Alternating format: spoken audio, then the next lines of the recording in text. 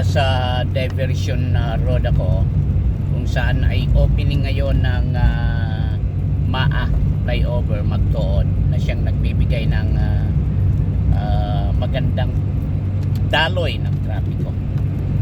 Kung hindi ito inopen, huwag ka nang dadaan dito. Kaya ito yung makikita mo ngayon sa sa diversion. Ito yung part ng diversion pababa ako. Yan, ito part ito ng diversion At pababa na ako. Galing ako ng shrine kung saan nandyan ang mga station, nandyan yung mga radio transmitter ng AM, FM, TV at siyempre ang iba pang smart, iba pang communication nandyan sa shrine yan, dito sa Matina Shrine, no? O, ito, bababa na kami at makikita mo yung MAA flyover Magtuod na siyang pangarap talaga ni Pangulong Digong na matapos. At ito nga natapos na nga kasabay nito yung katatapos lang na hearing din ni Pangulong former President Rodrigo Roa Duterte. Dito 60 lang ang takbo talaga dito. Kaya kung dito ka, huwag kang tatakbo ng 70, 80, uhulihin ka dyan sa baba. Ayan. Dito pa makikita mo na yung layo, no? At pababa kami dito sa MAA flyover. At yan, nakikita mo yung MAA flyover. Ayan, tingnan nyo. So, yan, nakikita nyo yan. Yan ang MAA flyover.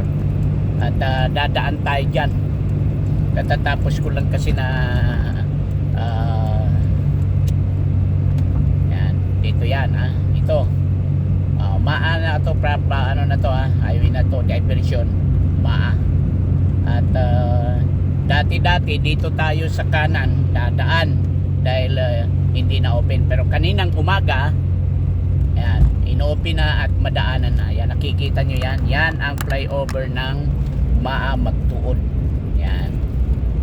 At nakikita mo yung kagandahan dito. Yan, kaninang bandang alas 6 ito, hindi kami naka-video dito pero ngayon nakikita mo, ito na ngayon ang MAA flyover. Ang inaayos na lang yung nandyan sa baba.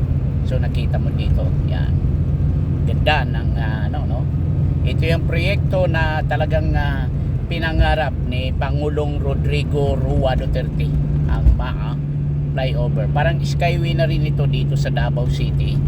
At magkadugtong-dugtong na ito, no? Kung halimbawa matapos man, dire-diretso na. Ito yung diversion. Ayan. So, 880 meters ang layo nito na siyang magbibigay. Pag dyan ka sa baba, yan ang grabing traffic.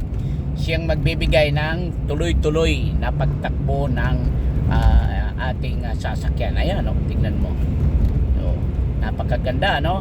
So, yan po ito po yung flyover at papunta tayo ng poblasyon, papunta ng airport.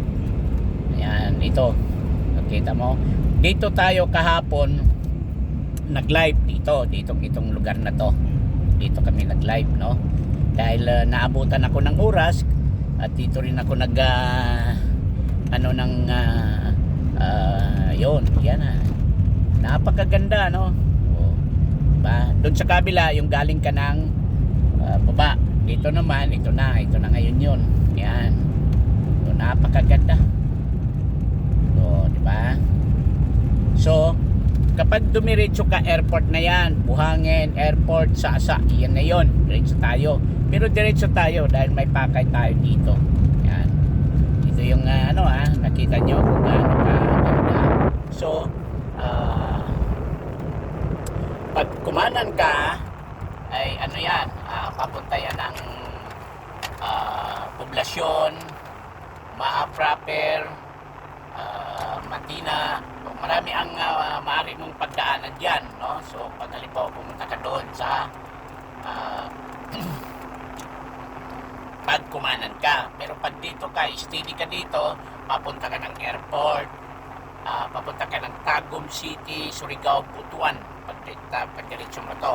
So yan ang ating update nangyayari dito sa Davao. Kaninang umaga inopen ito At nakita nyo man naman yung kagandahan na isang adhikain po ni Pangulong Rodrigo Roa Duterte. Kapag tataka lang talaga kung bakit na iba ang nangyayari. Yan po pansamantala, yan lang siguro ang aking maibigay na update mula dito sa Davao City.